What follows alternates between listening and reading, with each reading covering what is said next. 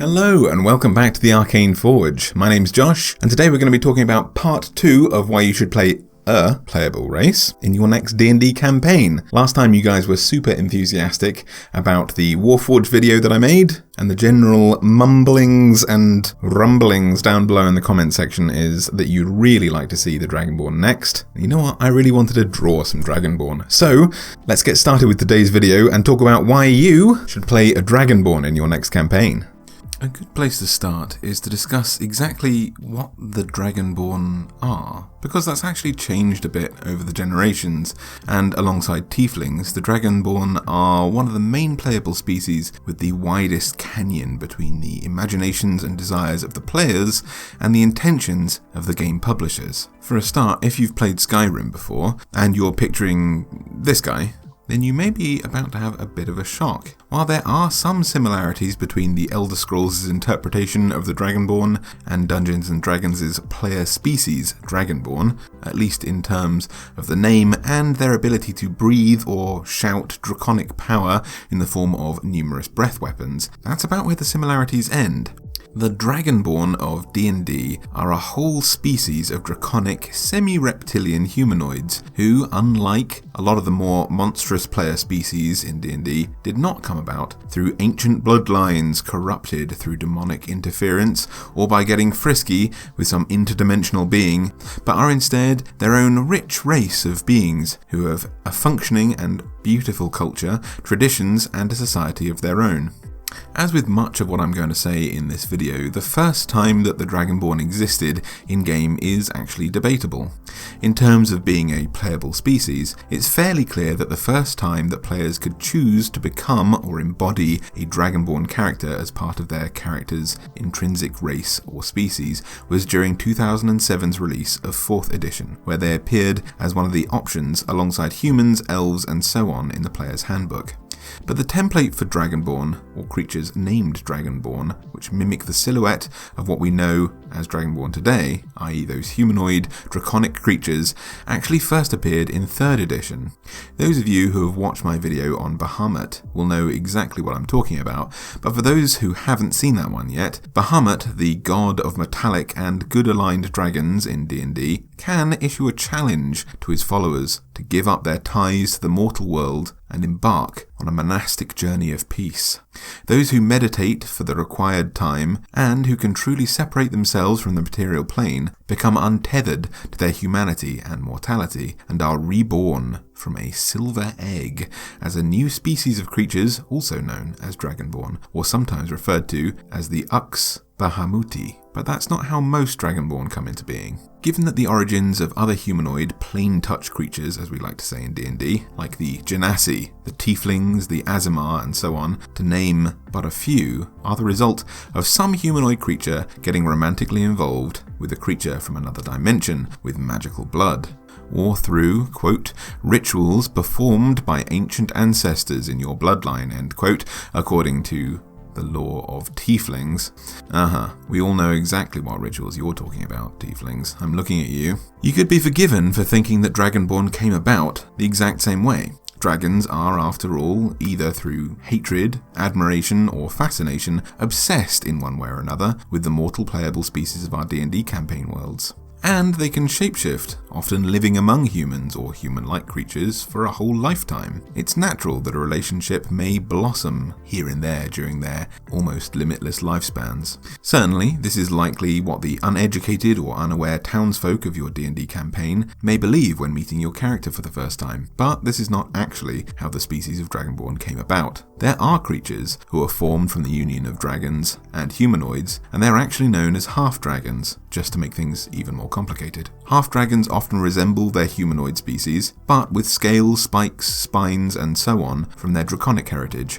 They sometimes boast massive wings or tails, large claws, and various magical properties that their draconic parent can perform, as well as incredibly long lives, well beyond their mortal parents' life expectancy. And half-dragons are indeed playable in D&D, as either monsters to fight or through various homebrew player races. I happened to make my own one when I was doing a Monster Monday on half-dragons, which I'll make sure to leave down below in my description box, should you wish to play one.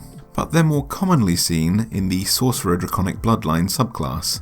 that allows players to draw on their magical powers, imbued in them from their draconic heritage, and even sprout wings if they need to. But fundamentally, half-dragons tend to resemble their humanoid parent with some flourishes of their draconic parent, and generally speaking, they're said to be entirely infertile, so rather than being their own species, they are a mutation of an existing species. They can't have their own young, and therefore can't propagate a half-dragon race. The actual origins of the Dragonborn are once again pretty messy. There are loads of different versions with pretty conflicting ideas.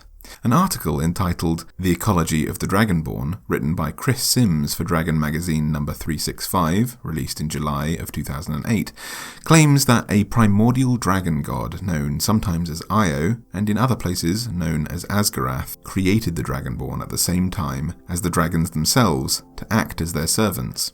The article also claims that they could have arisen from the ground when Io, the great dragon god, was split in half during a massive battle.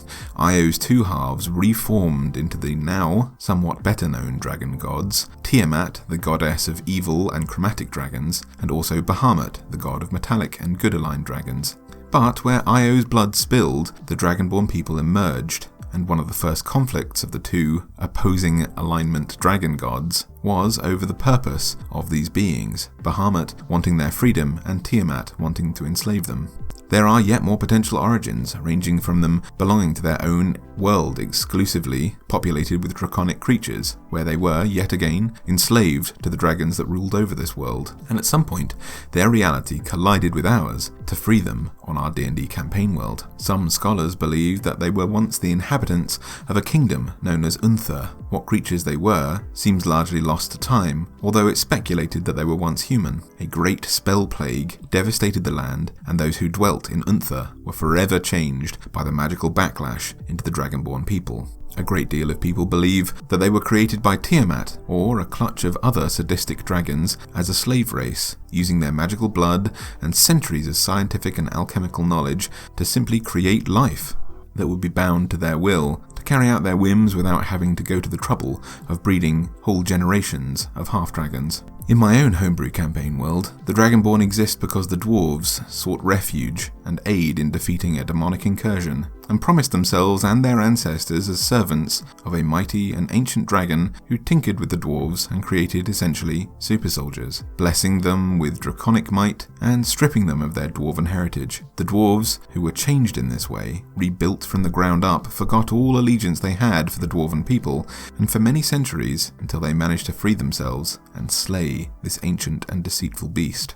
Essentially, I'm fairly sure that the origins of the Dragonborn are deliberately left vague and open to interpretation, so that DMs can build their own origin into the stories of their campaign world, however they choose to tell them. But the basic essence is that you were, if you choose to play a Dragonborn, either created by or enslaved by dragons, and bear many similarities to them, but ultimately, you and every other member of your family served cruel and malevolent draconic masters for many generations. However you were freed, whether you were saved by metallic dragons, adventurers, or if you freed yourselves, you and your people are strong, resourceful, dedicated to sticking together and preserving each other's culture and lives. But in particular, almost all Dragonborn despise dragons with a molten fury. This is often overlooked by players and townsfolk who see a Dragonborn and immediately jump to the conclusion that they must worship or admire the dragons that they resemble. But the Dragonborn were enslaved or even created to serve chromatic dragons, and they have been tortured and abused by these creatures for generations, and the so-called good-aligned dragons knew about their plight and did nothing to stop it.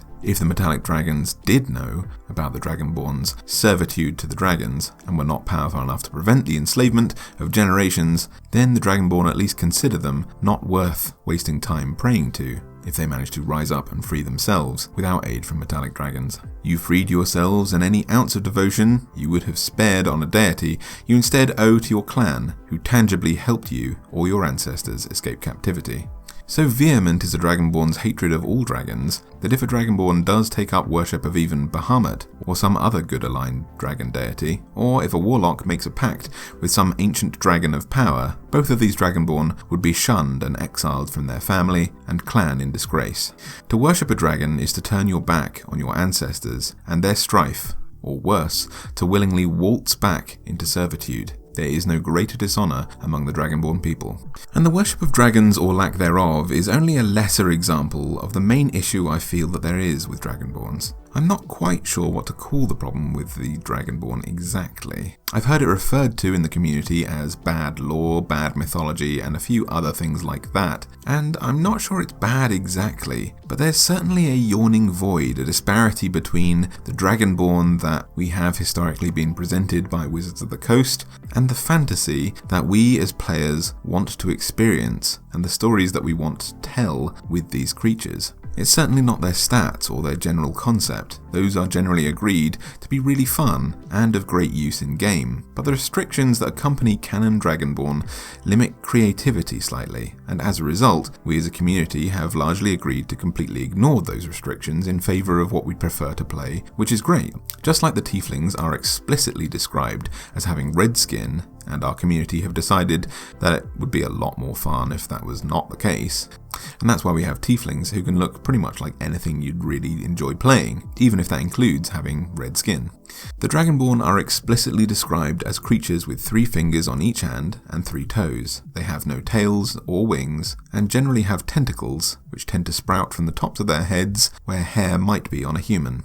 Most limiting of all, we're told that their time spent as an enslaved species, among other Dragonborn of many other colours, has resulted in a mixed bloodline, and as a result we're told that all Dragonborn have yellow, red, orange or brown skin and scales, with brown being the most common.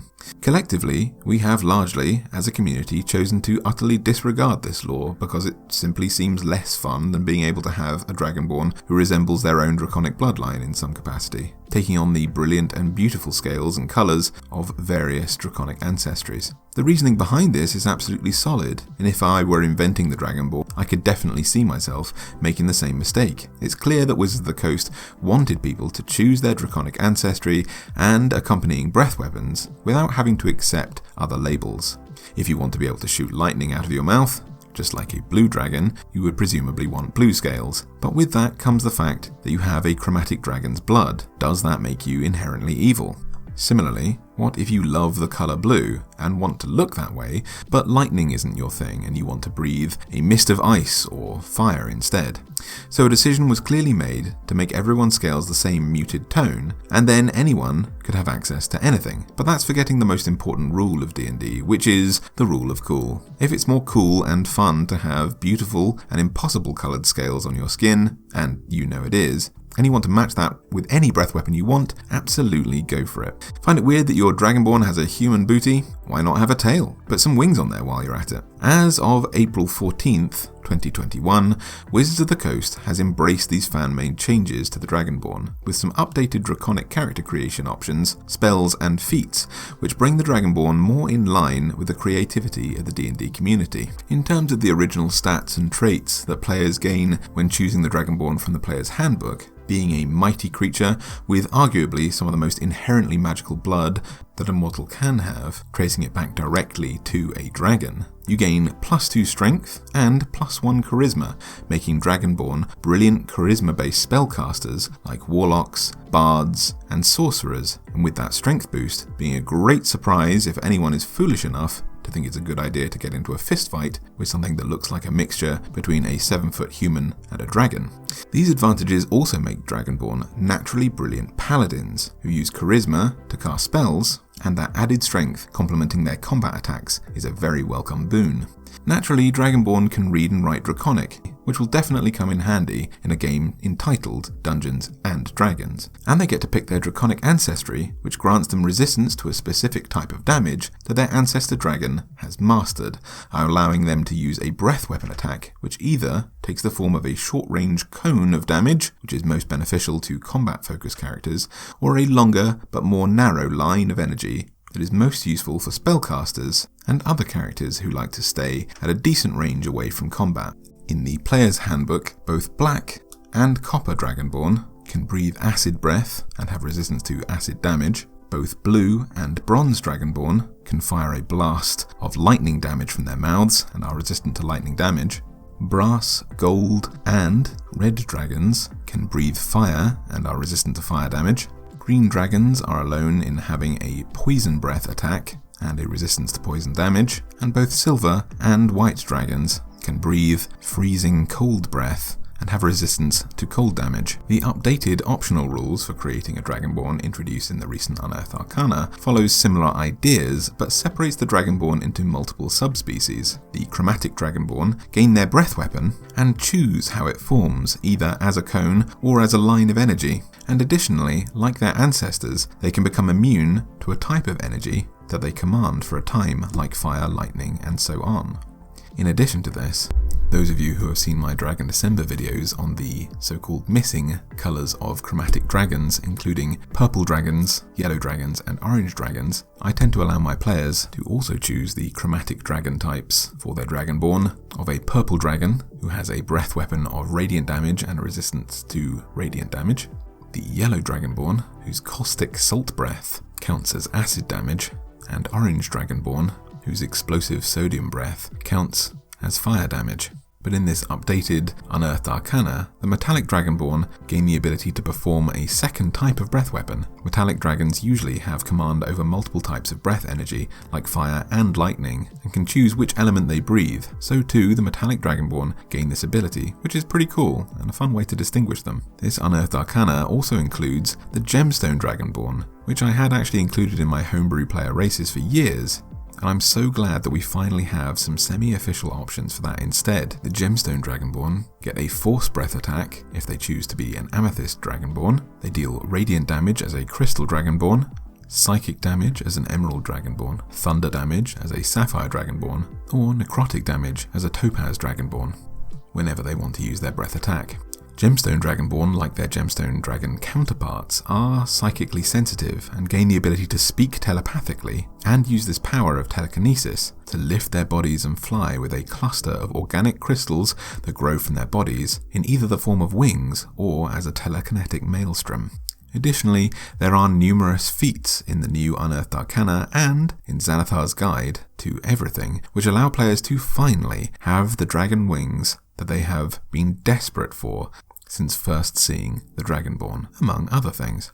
The Gift of the Chromatic Dragon feat allows you to imbue a weapon with elemental damage tied to your Draconic heritage, and your command of elemental energy is so profound that you can choose to become resistant to a particular type of energy damage, like acid, cold, fire, and so on, as an innate reaction to harm, performing this a number of times equal to your proficiency bonus. The Gift of the Metallic Dragon allows you to cast Cure Wounds to be more in line with the good-aligned metallic dragons, who often use healing spells. And additionally, you can manifest Protective Wings, granting yourself or others a massive bonus to your armor class, as shards of spectral metal form enormous feathered dragon wings to guard you or your allies. The Gift of the Gemstone Dragonborn increases someone's intelligence or charisma and allows you to perform a telekinetic shield ability in reaction to an ally coming under harm, causing explosive telekinetic force damage and knocking people away from you if they manage to damage this shield. The Draconic Flight feat is, I think, just from an Unearthed Arcana, a separate one to this most recent one, but is widely accepted in the D&D community, allowing people to have Dragonborn with wings finally, if they so desire. This grants you 20 foot of movement speed in any direction you desire, and is just a fun bit of flavour to allow people to be the Dragonborn that they want to be. Otherwise, Xanathar's Guide to Everything allows 2 additional feats, that of Dragon Hide and Dragon Fear, so that players can imbue a Draconic Roar, increasing someone's strength and constitution, allowing people to use their Draconic breath weapon attack and force people to flee from you instead of taking damage, and Dragon Hide, which also increases people's strength, constitution, or charisma, and grants people tougher scales than most Dragonborn tend to have, treating them far more like barbarians, meaning that if they are not wearing armor, their armor class is actually 13 plus their dexterity. And they grow enormous retractable claws, a bit like Wolverine I suppose, allowing them to deal 1d4 plus their strength modifier instead of normal bludgeoning attacks, essentially allowing them to become a fusion of a monk and a barbarian, just purely for picking the Dragonborn species, which is definitely fun for more feral players. But with all this newfound variety in what it is to be a Dragonborn, it raises the question of how do they live, what's important to them, and what their culture's like. Perhaps as an allusion to how suited the Dragonborn are to the life of a paladin, honour, honesty, chivalry and respectfulness are incredibly important to the culture of the Dragonborn, with oath-breaking being among one of their most stigmatised crimes. A Dragonborn's promise is actually so intrinsic to their ideology that it's often believed that a Dragonborn will never break their word. Alongside their sense of honour, their hatred of dragons, and their thankfulness for their freedom, they place great significance on their new lives as free people and regularly retell stories of their liberation in annual festivals. I picture this very much like the Jewish Passover. Perhaps they eat a dish which is flash fried in fire and covered in crispy ash, because, like the unleavened bread of matzah, those fleeing captivity didn't have the time to take all the preparations for the meal that they normally would have. Prayers and thanks will likely be given over the dinner table, and perhaps the ceremonial sharpening of claws and horns for battle would be part of the tradition. This is assuming that they would not have been permitted to have weapons during their enslavement. The Dragonborn are quick to welcome outsiders into their traditions and families, often working extremely hard to subvert the expectations that their fearsome draconic presence lends to their first encounters with other mortal creatures. While having a tendency to collect jewellery and expensive objects, just as their draconic ancestors would have amassed hordes of whatever they consider treasure, Dragonborn tend to be more humble than the dragons who spawned them. Their time spent as slaves, without necessarily being allowed to own many objects of beauty, means that they rarely create great works of art for beauty's sake, although they thoroughly appreciate the beauty of artistic works.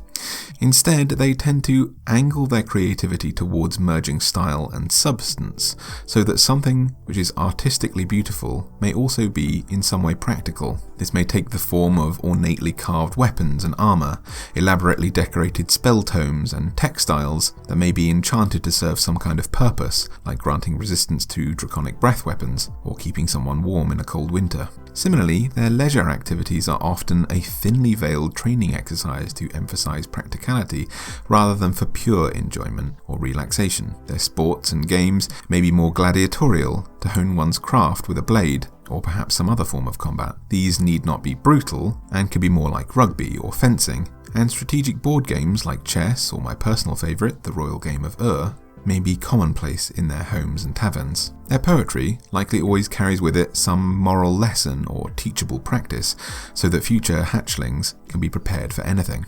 The Dragonborn tend to organise themselves into clans to whom they are fiercely loyal, with blood relatives also being important, but this is actually considered secondary. They live by one of my personal favourite quotes, that being, "The blood of the covenant is thicker than the water of the womb," often shortened to "blood is thicker than water," which is interpreted as the opposite of its intended purpose. To a Dragonborn, their clan, the family that they choose, and their loyalty to their friends is far, far more important than any genetic ties or circumstances of birth. As a result, a Dragonborn who journeys with a party of adventurers will often treat them as the most important creatures on Earth, who must be protected at all costs, considering them their new clan. They will, however, expect every member of their clan or party to contribute to the same degree, and can quickly lose their temper with those who are selfish or do not pull their weight for the good of the team.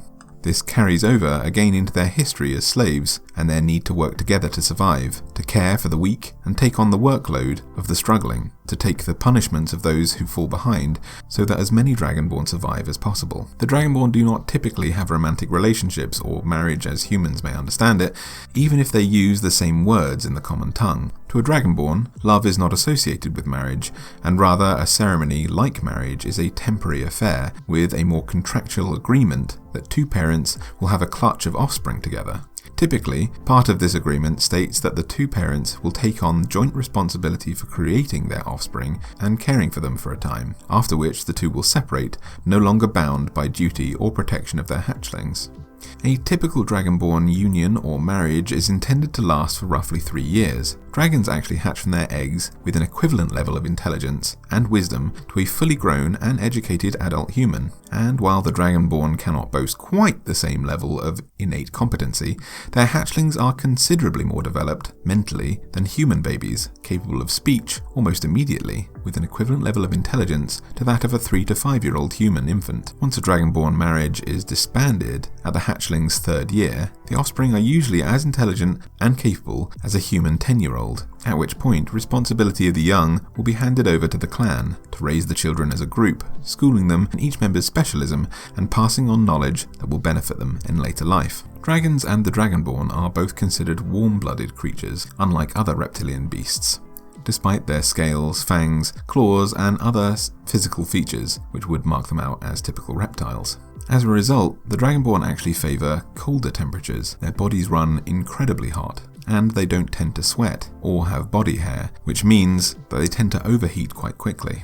I don't like the idea of just slapping draconic features on top of a human. I really dislike seeing pecs and abs, or hypersexualized breasts and so on dragons, and it seems a bit too much like furries for the Dragonborn, which is okay if that's what you're playing. But it's not my preference for drawing these creatures. To me, one thing that should really mark out the silhouette of a Dragonborn is that it's likely that they have avian chest bones. This is something I really like to include in my dragons in general, the most prominent of which is known as the keel. This is something that I take from the anatomy of birds. This keel or breastbone, which runs along the middle of the sternum, functions a tiny bit like a knee, allowing their powerful wing muscles to stretch over a protruding point in the middle of their chest, allowing for greater movement and far more lift than human pectoral muscles would allow. While Dragonborn don't always have wings, I feel like this would be a great vestigial feature that's carried over from their genetic heritage as creatures with wings, and really marks their chests out as something non-human.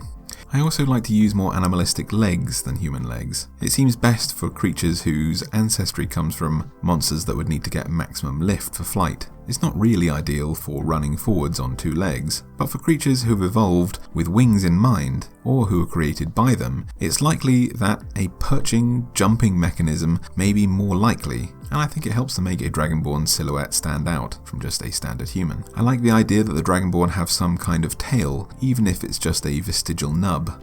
And we're actually told in numerous sources that the Dragonborn might manifest more or less draconic traits than each other, and these traits sometimes change during their lifetime. These are magical adaptations that might cause a Dragonborn to appear as more or less draconic based on how more or less like their draconic ancestry they behave, or perhaps the more magic or gold they accumulate might cause them to manifest more draconic features. We are told that their souls cause their bodies to shift and change, sometimes based on great and mighty deeds that they perform. With that in mind, there's no simple template for what a Dragonborn might look like. Like dragons, their head may be covered in horns. A lot of dragons in older pieces of artwork tie them more to their leviathan or sea serpent-like roots, giving them fins over their ears. Modern artwork tends to depict the Dragonborn as having tentacle-like hair, but human-like hair may just be more likely. Perhaps you take more of it inspiration from dinosaurs and grant your creatures feathers. I tend to like my Dragonborn to have a lot of feathers, certainly if they have metallic bloodlines, as I tend to depict my metallic dragons having feathered wings and feathered spines. When creating a Dragonborn, it's worth thinking of how they store fat. Can Dragonborn actually get chubby as a human might? Or do their incredible metabolisms burn all of it up? It's important to think about what your character's silhouette is. You don't have to be the typical buff as hell Dragonborn. You can be skinny, lanky, short, and so on. With dragons being entirely fictional creatures, more so than most species, there are really no blueprints to inspire your decisions. You are limited only by your own creativity. That said, thinking about how their biology and culture might influence how they appear, I wanted to have a go at thinking about how a Dragonborn might dress. Generally, you see a lot of very angular designs in illustrations of the Dragonborn. I don't know quite what to call them. I personally call them Buffy the Vampire Slayer shapes, because they were hugely popular in the late 90s and early 2000s and were inspired largely by tribal designs. When I think of the original Dragonborn art, I think of Wayne Reynolds and William O'Connor, 2 prominent D&D artists for 4th edition, and they use these shapes a lot.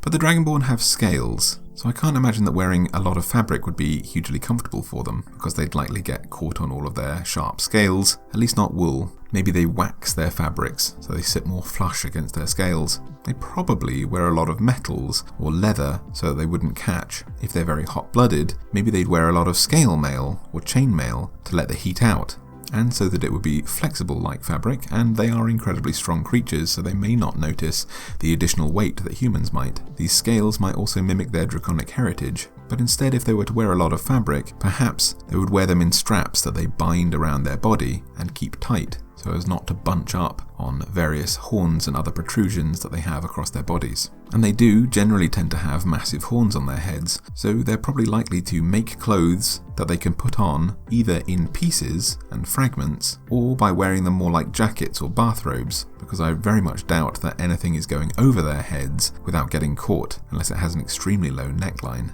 They probably don't need to wear much on their top half. Even female Dragonborn are very, very unlikely to have mammary glands, because their children hatch from eggs and they have a reptilian silhouette. So the societal pressure to cover up is almost certainly going to be non-existent, and it may mean that more so in Dragonborn than in humans, there could be very little distinguishing features between a female and male Dragonborn. As a result of this and their general body temperature and metabolism, it is likely that Dragonborn will probably concentrate most of their clothing on their lower half, with almost no need to really cover up the top. But I'm intrigued to hear your thoughts if any of your own personal world building has influenced how the Dragonborn dress in your world. I'd like to leave you with some final thoughts on interesting ways to play a Dragonborn and interesting things to think about when it comes to role-playing them. One key question is the idea of hoarding. Dragons tend to be obsessed with hoarding something that they consider valuable. In the Red Dragon's case, most famously, this is for gold. Is that something that carries over through your draconic heritage? Is it your secret shame? Or is it something that you do proudly? Can you bear to part with even a single coin of your gold once you've earned it? Is that maybe why you became an adventurer in the first place? Did you just want to be the treasurer for a group of adventurers? Do you sleep on a bed of coins at night? Perhaps your draconic heritage is different, and how might that influence your personality? You may not be a simple gold-obsessed murder engine like a red dragon. More like a green dragon, you might collect people and consider your party your property because they're interesting, fascinating beings. Maybe you hate humans, specifically like a black dragon. Are you reclaiming what it is to be draconic after your forced servitude?